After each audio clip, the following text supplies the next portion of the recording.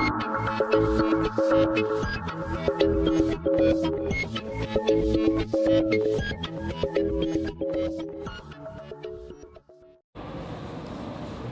सरकार के पास शासन करने के लिए 2 स्कूल ऑफ एडमिनिस्ट्रेशन है, जिसमें से एक है बुल्केन स्कूल ऑफ एडमिनिस्ट्रेशन, जिसके अनुसार अंग्रेजी शासन सिर्फ अपने आर्थिक हितों तक सीमित रहेगा। दूसरा है इवेंजेलिकल स्कूल ऑफ एडमिनिस्ट्रेशन, जिसके अनुसार अंग्रेजी शासन अपने आर्थिक हितों को केंद्र में रखकर भारतीय संस्कृति में भी हस्तक्षेप करेगा। ठीक है। फिर था 1810 के ब्रिटिश सांसदों का यह सदन भारत में शासन हेतु, जो सेकंड ऑप्शन है, इवेंजेलिकल स्कूल ऑफ एडमिनिस्ट्रेशन को चुनेगा। ब्रिटिश सांसद हैं, पॉलिसी निर्माण करते हैं। ठीक है। तो पॉलिसी निर्माण में आपको ये पता होता है कि पॉलिसी से जुड़े हुए भी सवाल आते हैं। ठीक है। तो आप पूछना चाहूँगा, पहले निर्णय जानना चाहेंगे या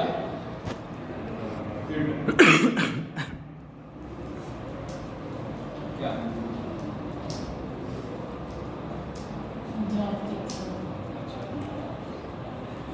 ठीक है। तो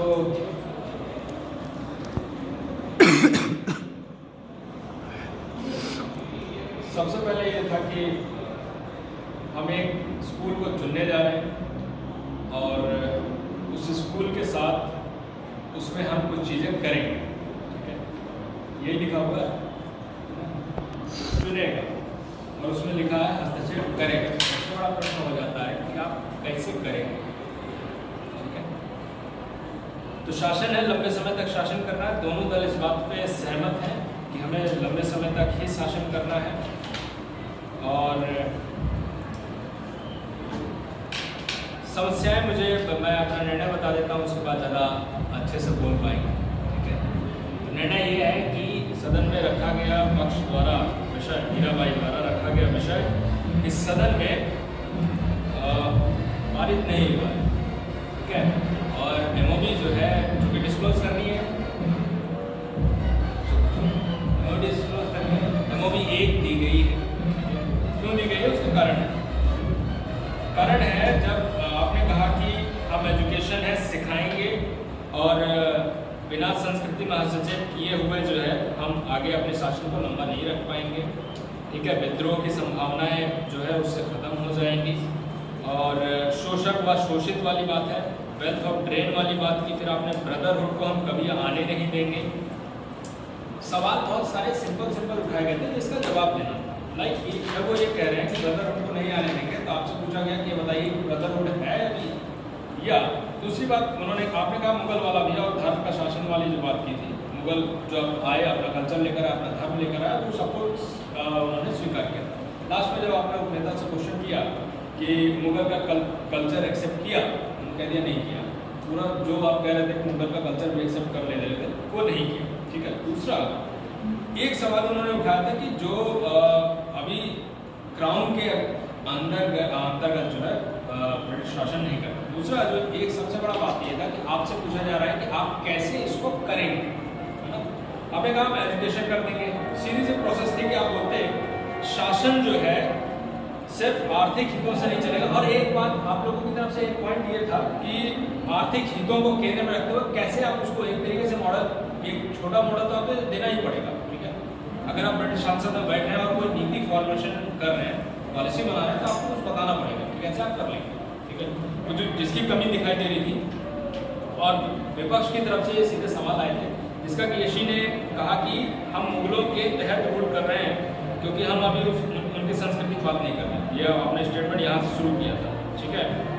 और फिर राजा आता तो राजा अपनी चीज़ें आता, सीधी सी बात ये कर रही थी कि राजा अपनी चीज़ें आता तो कैसे वो इम्प्लीमेंटेशन करा लेता, और कैसे क्यों लोग आपको स्वीकार कर लेंगे। इन्हीं सब ये इन बातों का जो है आपके पास जवाब नहीं आ पा रहा था। ठीक है।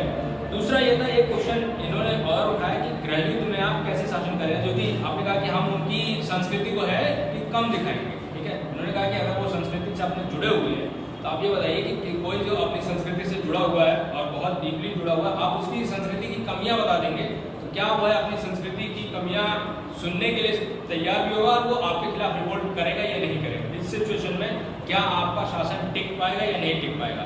सीधी सी बात ये थी कि अगर आप उनकी संस्कृति में हस्तक्षेप करेंगे, और जो कि आप भी मान रहे हैं कि वो संस्कृति से जुड़े हुए, तो वो संस्कृति से जुड़े हुए और अपनी संस्कृति के हस्तक्षेप में क्या वो उस बात को स्वीकार करेंगे या नहीं करेंगे। और फिर वहीं पर प्रश्न आ रहा था कि कैसे वो अपनी संस्कृति की बुराइयों को सुनने के लिए तैयार हो जाएंगे। ये बात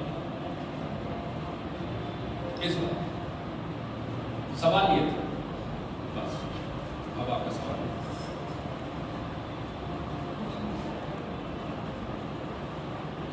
भैया जब हमने बोला था कि अलग अलग डिवीजन है, वर्ग में अलग अलग डिवीजन है और हम रियलाइज करेंगे कि तुम्हारे अंदर क्या दिक्कतें हो रही थी और तुम्हारा कैसे शोषण हो रहा है, कि शूद्रों को आंसर क्या दे सकते थे, इसका अगर एक्सेप्ट नहीं करेंगे। जैसे आपने ये कहा था कि शूद्रों को रियलाइज करेंगे, तुम्हारे साथ ये हुआ, ब्राह्मणों ने किया। इन्होंने क्या किया, अगर शूद्र रिवोल्ट करेंगे और उस स्थिति में जो युद्ध होता है, आप क्या कह सकती थी? आप, मैं सिंपल से कह रहा हूँ कि आप कैसे रियलाइज करेंगे, आपने बताया कैसे रियलाइज करेंगे। एक मतलब ये है, जैसे हम ये बोल रहे हैं कि अभी दो स्कूल ऑफ थॉट्स में से चुनना है कि आप कौन सा करेंगे। हम बोल रहे हैं मिशनरीज है, एजुकेशन सिस्टम है, धीरे धीरे पेनिट्रेट करेंगे और फिर उसके बाद जो समाप्त हस्तक्षेप और रिवॉल्ट है, हम इसमें अंतर बता रहे हैं कि रिवॉल्ट वाली स्थिति यहाँ पर हम रेडिकल कोई स्टेप नहीं ले रहे हैं, हम इवोल्यूशनरी धीरे धीरे ले रहे हैं, उसमें रिवॉल्ट जैसी कोई चीज़ नहीं हुई है।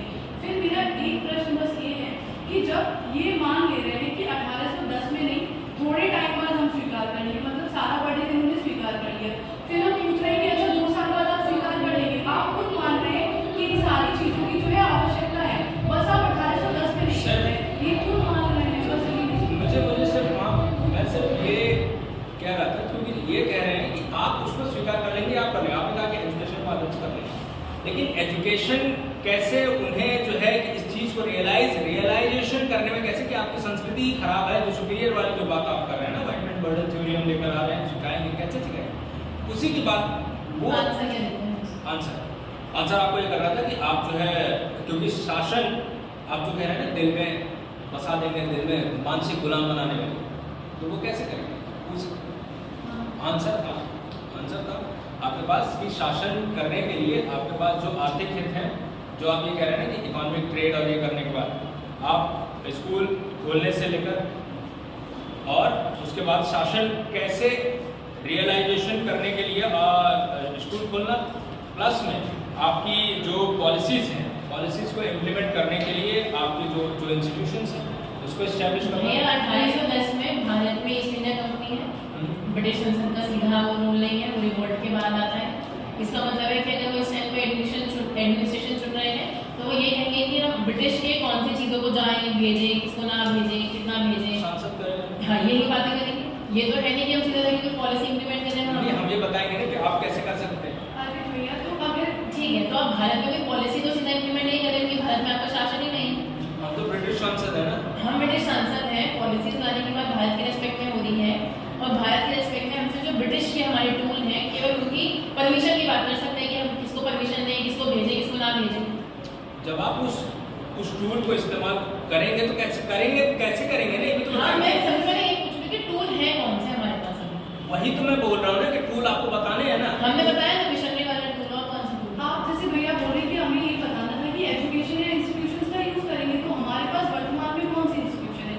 अभी ईस्ट इंडिया कंपनी है वहाँ पे, और फिर मिशनरीज ऐसे इंस्टीट्यूशन को हम वहाँ पर भेज रहे हैं, तो और कोई इंस्टीट्यूशन तो है ही नहीं। वही आप बोल रहे हैं एजुकेशन और इंस्टीट्यूशन, वही इंस्टीट्यूशन को मिशनरी और एजुकेशन बता रहे हैं, और ये ऑब्वियसली ये चीज़ जो है वो धीरे धीरे वहाँ पर जाएगी एजुकेशन के माध्यम से। मैं सिर्फ एजुकेशन दे देंगे, कैसे उस एजुकेशन में आप क्या ऐसी बात सिखा देंगे कि वो आपको मानने लग जाए। लाइक मैं अगर एजुकेशन दे रहा हूँ, मैं इंग्लिश एजुकेशन की बात कर रहा हूँ, इंग्लिश कल्चर, क्योंकि आपको ये कहना है कि शासन एक कल्चर से भी आएगा, और जब हम इंग्लिश कल्चर सिखाएंगे, ठीक है, तो उसके अकॉर्डिंग आए थे कि इंग्लिश कल्चर का आपकी तरफ से वर्ड नहीं यूज किया भैया और दूसरी बात आप ये कह रहे थे कि आप जो है उनकी रिलीजन की और उनकी कल्चर के जो है कमियां बताने के साथ करेंगे, और फिर जब वो ये कह रहे हैं, मुझे बताओ कि आप अपनी जिस संस्कृति पे अपना पूरा जो है प्राइड फील करते हैं, उस संस्कृति की कमियां बताकर आप उनको कैसे हमने पहले ये बताया कि सबसे पहले यहाँ पर भी जो शूद्र हैं या जो इंटेलेक्चुअल लिबरल्स हैं, वो खुद सवाल उठा रहे हैं, वो क्वेश्चनिंग करते हैं, ठीक है, कि संस्कृति में ये दिक्कतें हैं, हम एक सहारा बने उनको दिखा रहे हैं कि हमारा जो सिस्टम है उसमें ये कमियां नहीं है,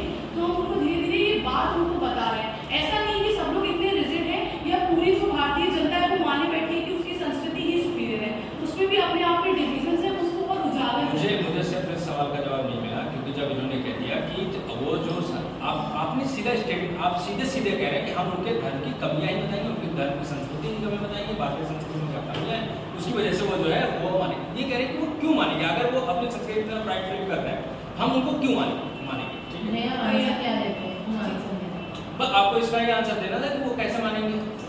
हाँ, तो मतलब मैं कंस्ट्रक्टिव में पूछ रही हूँ, क्या बोलते हैं जिससे कंस्ट्रक्टिव में आपको ये कि जैसे आपने कहा कि हम उनकी धर्म की कमियां बताएंगे, हम बोलेंगे तो हम उनके धर्म की कमियां न बताने के बजाय जो है हम उनको उनके धर्म की कमियां सीधे न बताने के बजाय जो है मैनिपुलेटेड तरीके से बता सकते हैं। ये वर्ड बोलना कि हम कल्चरली डीकंस्ट्रक्ट कर रहे हैं, उनको उजागर कर रहे हैं, हम किसको बार-बार बोल रहे हैं कि सीधे का बता रहे हैं, क्या इवोल्यूशनरी तरीके से, कोई रेडिकल अप्रोच, ये तो बार-बार हमने बोला कि हम रेडिकल अप्रोच का पालन, और ये मैनिपुलेटेड शब्द आते हैं, कैसे एक नया मॉडल बन रहा है। और दूसरे जो है आपने ये कहा कि आप जो है उनको उनके धर्म की कमियां बता रहे हैं, उनके कल्चर की कमियां बता रहे हैं। दूसरा, आप जो है भारतीय समाज के एक दूसरे वर्ग को जो है एक दूसरे के अगेंस्ट करने की बात कर रहे हैं, ब्रदरहुड का कॉन्सेप्ट नहीं आएगा। दूसरी तरफ आपने कहीं ये कहा था कि वो क्या इतने नासमझ है जो कि इस चीज को स्वीकार कर लेंगे।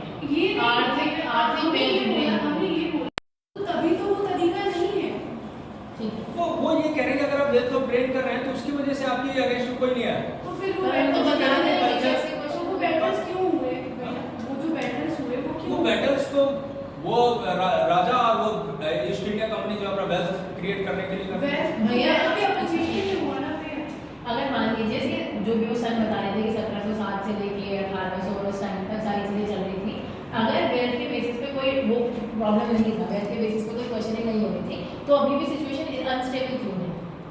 अनस्टेबल इन्होंने बोला ना अनस्टेबल है, ये दोनों बात नहीं कर रहे हैं, तो ये तो कॉन्ट्रडिक्शन हुआ। इसमें कॉन्ट्रडिक्शन नहीं है। ये कह रहे हैं कि हमारी सिचुएशन अभी जो है ठीक चल रही है क्योंकि हम जो है वेल्थ जो हमारा जो वेल्थ है वो कमजोर है, ठीक है, कमजोर है तो हमें वेल्थ पर फोकस करना चाहिए। अगर हम कल्चरली जाएंगे तो ये कह रहे हैं ग्रे यूथ की सिचुएशन में हम किस पर रूल करेंगे, क्योंकि हमारे पास अगर हम ट्रेड कर रहे हैं, क्या ट्रेड से हमारे पास वेल्थ आ रहा है।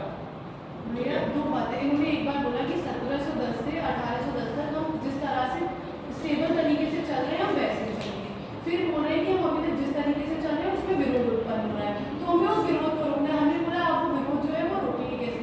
दूसरा प्रश्न मेरा ये है कि जब ये मान के चलते हैं कि 1810 में दिक्कत है और उसका लॉजिक ये दे रहे हैं कि अभी हम स्टेबल नहीं है, ठीक है, मतलब हमें स्टेबल होना है, तो आप 2 साल बाद जहाँ पर आप मान लेते हैं कि आप स्टेबल है, फिर तो कोई दिक्कत ही नहीं। फिर जो आप बोल रहे हैं कि आप 2 साल बाद या थोड़े टाइम बाद इस पॉलिसी को मान लेंगे, तो अभी मान लीजिए फिर आप स्टेबल है। कहा कि हमें वेल्थ क्रिएट करनी है, ठीक है, हम वेल्थ क्रिएट करेंगे और उनका लॉजिक ये है कि हम जो है अगर कल्चरली रिजिड सोसाइटी में उनकी धर्म की कमियां बता रहे हैं तो हम जो है कभी सक्सेस नहीं करेंगे। वो ये स्टेटमेंट नहीं, उन्होंने ये बोला कि वो औरंगजेब वाला जो स्टेटमेंट लेकर आए, औरंगजेब को इसमें जब हमें ये बताया था, ये उदाहरण है, तो इस उदाहरण में क्या हमने काउंटर नहीं दिया और क्या देना। क्योंकि उन्होंने कहा कि अगर आप इस तरीके के कल्चरली सीधे आप अटैक कर रहे हैं, ठीक है, क्योंकि हमने कहा ना कि हम उनके धर्म की सीधी कमियां बताएंगे। सीधा शब्द तो नहीं, सीधा शब्द नहीं बोला, लेकिन आपने कहा कि हम उनके धर्म की कमियां बताएंगे। सुनो, आप उनके धर्म की कमियां बताएंगे, उनके संस्कृति की कमियां बताएंगे, ठीक है ना, तो सीधा अटैक है। भैया एजुकेशन के माध्यम से कमियां बताना या उस लैंग्वेज में हम बताना, मानसिकता में परिवर्तन करना, वो तो अलग है।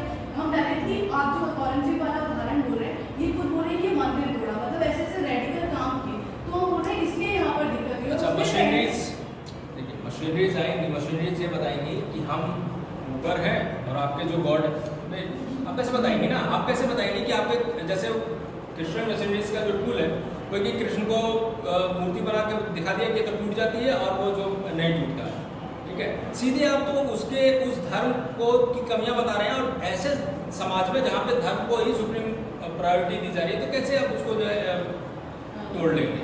भैया ठीक है, अब मान लीजिए नहीं तोड़ेंगे। पहली चीज़ कि उन्होंने सीधा मंदिर तोड़ दिया औरंगजेब का जो उदाहरण दे रहे हैं, और हम बिना किसी पॉलिसी या बिना किसी चीज़ के, मतलब किसी रेडिकल स्टेप के उन्हें बता रहे हैं, सिर्फ बातें बता रहे हैं, कॉन्वर्सेशन कर रहे हैं, तो उसमें कोई अंतर नहीं है कॉन्वर्सेशन करने में और वही वो कह रहे हैं कि वो क्यों स्वीकार कर रहे हैं। तो आप ये बताइए, फिर मैं आंसर कर दूँगा। मुझे पहले बताओ कि अगर आप ये कह रहे हैं कि वो आपकी बात क्यों मान लेंगे, इसका जवाब देना। मैं तो कह रही हूँ हमने आंसर नहीं दिया, क्योंकि हम तो ये कह रहे हैं कि रियलाइजेशन होगा, क्योंकि उन्हें ये पता है कि क्या दिक्कतें हैं, पर आपके हिसाब से रियलाइजेशन भी रियलाइज नहीं करेंगे, तो हम आंसर क्या देंगे, मैं ये पूछूँ। आंसर ये कि अगर आप आर्थिक रूप से, पहले तो व्यक्ति को अगर कोई बात आपको मनवानी है उसकी बेसिक नीड को कंट्रोल करना चाहिए, और अगर आप आर्थिक रूप से खुद को मजबूत बनाएंगे, इसका मतलब अगर आप ये तो दूसरा साइड बोल रहे हैं ना भैया, मैं ये पूछ रही हूँ कि पक्ष को, आप मुझसे ये पूछ रहे हैं कि क्या बोलते हैं, मैं ये कह रहा हूँ कि अगर आपको किसी व्यक्ति से अपनी बात मनवानी है तो उसको मजबूर करना है। तो कैसे मजबूत करना है? क्योंकि जिस सेक्टर में हम अभी मजबूत हैं, हम इकोनॉमिक सेक्टर में ही मजबूत है ना, और हम इकोनॉमिक सेक्टर, अगर हम आर्थिक संसाधनों पर सारा कब्जा करते हैं, फिर उसके बाद जो आप बोलेंगे वो आपने बोला कि हम इकोनॉमिक सेक्टर में मजबूत हैं, वो बोल रही हमारी स्थिति। अरे फिर आप दो नहीं, वो नहीं बोल रहे, अभी मैं यहाँ बोल रहा हूँ, मैं ये बोल रहा हूँ कि आपको क्या बोलना था कि आप पहले जो इस सेक्टर को, इकोनॉमिक सेक्टर में अगर आप स्ट्रॉन्ग कर लेते हैं, उसके बाद आप बोलेंगे तो आपकी बात मानेंगे। तो फिर आप ये कह रहे हैं कि हमें अपने आंसर में उनका मॉडल एक्सेप्ट कर लेना चाहिए। मैं यहाँ नहीं कहता, क्योंकि आपने ये तो बोला कि हम आर्थिक तो आपने बोला ना कि इकोनॉमिक का हम हैंडल करेंगे। मैं अपने मॉडल में आंसर क्या दूँ?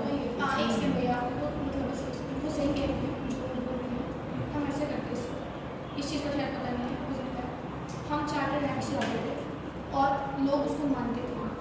क्वेश्चन ये है कि जब आप चार्टर एक्ट ला रहे हैं और आपका खुद का रूल नहीं है, तो आप चार्टर एक्ट कैसे इम्प्लीमेंट करेंगे? हम चार्टर एक्ट ऐसा लाते कि हम एक पॉलिसी बना देते कि जैसे इंडियन कल्चर है, अगर उनका मूर्ति पूजन था तो हम ऐसी पॉलिसी बनाते कि मूर्ति पूजन करने से हम नहीं नहीं कर रहे हैं ना, तो हमारी हम पॉलिसी खुद कर रहे हैं। एक सेकंड, चार्टर एक्ट एक जिसका नाम आता था, एक सेकंड, ब्रिटिश संसद चार्टर एक्ट अनाउंस करती थी। ध्यान हाँ ये सेकंड, इसको चुनेगा। जो देखो क्लैरिटी ये है कि मैं वहाँ बैठकर ये उम्मीद कर रहा था पक्ष कि सीधा सीधा ये आकर बताएंगे कि अगर ब्रिटिश सांसद हैं तो कैसे अपने आर्थिक हितों को सेंटर में रखते हुए, है ना, यही कह रहे हैं ना, आर्थिक हितों को सेंटर में रखते हुए अपने जो चीज़ें हैं उसको मैनिपुलेशन है उसका वो करेंगे। ठीक है, तो एक चीज़ था कि कैसे दो चीज़ें आप कर रहे हैं कि आर्थिक, अगर हम उनकी संस्कृति में हस्तक्षेप भी कर रहे हैं तो कैसे हम उनको जो है आर्थिक रूप से भी कमज़ोर करेंगे, और प्लस में हम तब जाके अपने संस्कृति में हस्तक्षेप कर पाएंगे। तो दो तरीके, तो एक आपको कोई एक ऐसे आर्थिक पॉलिसी लेनी थी जिससे कि वो आर्थिक रूप से हमारे आर्थिक हित भी बढ़े, दूसरा तभी वो हमारी बात को स्वीकार कर पाएंगे। दो चीज़ें आपको करनी थी, जिसमें से आप एक ही चीज़ को लेकर चल रहे थे कि हम संस्कृति में रहते थे। मुझे वहाँ कमी दिखाई दे रही थी कि आर्थिक चीज को भी कैसे ऊपर रखना है, प्लस में तब हम संस्कृति मतलब मैं ये कहना दूसरा इसी में कि जब हम संस्कृति में हस्तक्षेप करेंगे कैसे वो हमारे आर्थिक बेनिफिट बढ़ा देंगे, ये बात नहीं बताई। मतलब हम लोग ये कह रहे थे कि संस्कृति के थ्रू इकोनॉमी में जाना है, हमको कहना था इकोनॉमी के थ्रू संस्कृति। नहीं, मतलब अगर आपने ये कहा कि संस्कृति को हम जो है बढ़ावा देते हैं या संस्कृति में हस्तक्षेप करते हैं, तो वो कैसे आपके आर्थिक बेनिफिट को बढ़ा देगा ये नहीं बताया। हाँ भैया, जैसे मैंने मेरी स्पीच में ये बोला कि आप किसी भी जगह पर शासन कर रहे हैं तो आप शासन, अगर आप आर्थिक हित भी चाहते हैं तो बस वो आर्थिक हित तक सीमित रह के नहीं हो सकते, सारे स्फीयर जो है वो कनेक्टेड होते हैं, ये मैंने बताया। फिर हमने बोला कि अगर हम लोगों को मतलब हम आर्थिक हित की बात कर रहे हैं और लोगों को यही लगता रहेगा कि हम उनकी वेल्थ ड्रेन कर रहे हैं तो वो विद्रोह कर सकते हैं, जैसा कि उन्होंने कमेंट के लिए किया। तो हम इन चीज़ों को एक साइडलाइन मुद्दा बना के इसको सेंटर में रखें और सारी चीज़ों को जोड़ देंगे तो उससे हमें फायदा और होगा। मैं सिर्फ ये कह रहा हूँ पक्ष को, मुझे ये क्योंकि पक्ष मुझे सीधा लिखा है कि हम इसको अगर सेकंड स्कूल चुन रहे हैं, हमें ये बताना था कि हम कैसे संस्कृति में हस्तक्षेप करने के बावजूद भी आर्थिक रूप से स्ट्रांग बने रहें। हम दीदी ने ये बोला कि कैसे आप जब किसी की संस्कृति में बेनिफिट करते हैं तो आप प्राइमरी मोटिव अपनी उसको संस्कृति कॉन्फ्लिक्ट बना देंगे। अच्छा, ये मुझे बताओ कि अगर हम जैसे हम एक समाज को दूसरे, एक समाज के एक वर्ग को दूसरे वर्ग के खिलाफ हमने कर दिया, मान लीजिए कर दिया, तो कैसे वो हमें आर्थिक रूप से बेनिफिट दिया?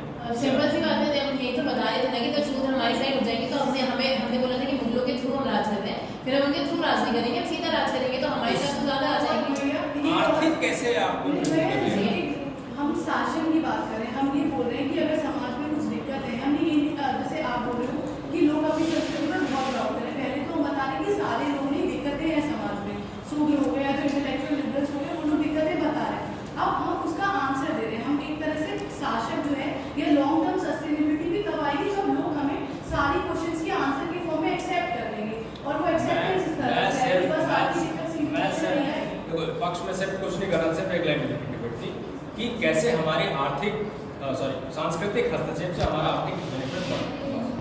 तो हमें क्यों नहीं इसमें होंगे, ये सफल क्यों नहीं हुए उसके हम आधार पूछ रहे हैं, जिसमें कि अगर आप ये रीजन दे रहे हैं कि हमने ये नहीं बताया कि संस्कृति से आर्थिक कैसे लिंक है, तो जब हम पूरा ये बता रहे हैं कि अभी तक आप आर्थिक स्टेबिलिटी नहीं थे क्योंकि आपने संस्कृति में थे। ये कुरीतियाँ, जाति प्रथा और अस्पृश्यता वाली बात आई थी, ठीक है। समाज के ब्रदरहुड के कॉन्सेप्ट को नहीं आने देंगे, ठीक है। ब्रदरहुड के कॉन्सेप्ट को अगर भारतीय समाज बटा रहेगा तो कैसे वो हमारे आर्थिक बेनिफिट को बढ़ाएगा, एक बात ये मुझे अच्छी नहीं जब हमने बोला उससे विद्रोह नहीं होगा, वो पूरा विद्रोह वाला विद्रोह language नहीं जो होगा। है। फिर सामने से वो कह रहे हैं कि अगर एक वर्ग को आप दूसरे वर्ग के खिलाफ अगर आप कर देंगे तो विद्रोह कैसे नहीं होगा? तो विद्रोह हमारे खिलाफ नहीं होगा, एक दूसरे में होगा। हम तो चाहे सिविल वॉर हो जाए तो सिविल वॉर, हाँ सिविल वॉर हो जाएगा, उसमें आपको आर्थिक बेनिफिट कैसे मिल जाएगा? ये मतलब सुनो बनेंगे, यही तो मैं बोल रही हूँ कि आप सिविल वॉर में आप जाकर ट्रेड कर लेंगे। सिविल वॉर के टाइम पे वो लोग हमारी चीज को और अच्छे से एक्सेप्ट करेंगे। शासन के हम लोग को हमें शासन के फॉर्म में वो एक्सेप्ट करेंगे, हम ये बोल रहे हैं यहाँ पे। और फिर उसके बाद विरोध हम पहले ये बोल रहे थे कि अगर जैसे ईस्ट इंडिया कंपनी का लोग विरोध करें क्योंकि वो बस अपना आर्थिक हित देख रही है, हम यहाँ उनके हम भैया जो मैंने ये बोला कि हम उनके विकास की भी बात कर रहे हैं। उस पैसे से लोगों बस ये नहीं हम अपना हित ही नहीं देख रहे, हम जब उनके विकास वगैरह की भी बात करेंगे तो लोग हमें स्वीकारता देंगे। यहाँ पे उनके लिए वो बस ड्रेन वाला मुद्दा नहीं रहेगा कि हम उनका बस शोषण कर रहे हैं, वो ऐसी भावना उनके मन में नहीं आने देंगे। दो चीज़ें जो कि मुझे वो कन्विंसिंग नहीं लगी, क्योंकि मुझे मैं बार बार वो इसलिए मैंने रिप्लाई इसलिए नहीं तो मैं रिप्लाई नहीं लिया, क्योंकि वो कन्विंसिंग नहीं आ रही थी कि आप कैसे संस्कृति में हस्तक्षेप करके अपने आर्थिक हित को बढ़ा लेंगे, ठीक है। चीज़ें उदाहरण एग्जाम्पल्स मतलब अगर वो ये बोल रहे हैं कि हम आर्थिक हित को नहीं, हम संस्कृति को नहीं छेड़ेंगे, उनका सिंपल सा है कि अगर आप संस्कृति को छेड़ेंगे तो विद्रोह हो जाएगा, यही बोल रहे हैं। हम पूरा एक लॉजिक ड्राइव कर रहे हैं कि विद्रोह क्यों होता है और विद्रोह क्यों नहीं होता, वो कन्विंसिंग नहीं था। और ये वो इसलिए कन्विंसिंग नहीं था क्योंकि जब इन्होंने ये कह दिया कि वो अपनी संस्कृति के प्रति बहुत रिसेट हैं, तो और वो क्यों मान लेंगे आपकी बात? जैसे आप मान लीजिए, चलिए ठीक है, आपने स्कूल भी खोल दिया, आपने पढ़ा भी दिया, वो क्यों मान लेंगे? अच्छा, फिर हम इसका आंसर क्या लेते हैं? इसका सिंपल सा आंसर था कि आप जो है कैसे, जैसे आपने ये नहीं बताया, आपको ये बताना चाहिए था ना, ब्यूरोक्रेसी बढ़ानी है, हमें अपना शासन, देखो हम अपना शासन लेकर आए हैं, हमारे शासन के कर्मचारी यदि उसी समाज के नागरिक होंगे तो मैनिपुलेट हम आसानी से कर पाएंगे। ये एग्जांपल दे देते आपको एक्सेप्ट। शासन के कर्मचारी अगर हम उसी समाज से लेंगे, उनको ट्रेनिंग के माध्यम से हम उनको सिखाएंगे, तो यही ये बात अगर आप आसानी से बता देते हैं, उसी समाज से कर्मचारी लेंगे, क्योंकि उन्होंने इंग्लिश लैंग्वेज क्यों लेकर है, क्योंकि उन्होंने बोला पहले हम अपने शासन को बनाएंगे फिर कल्चरली इन्वेट करेंगे। तभी तो सिखाया ना कि मूर्ति पूजा नहीं करनी चाहिए या मंदिर जाने से कोई फायदा नहीं होता, शिवलिंग को दूध चढ़ाने, कैसे वो क्यों मान लेगा?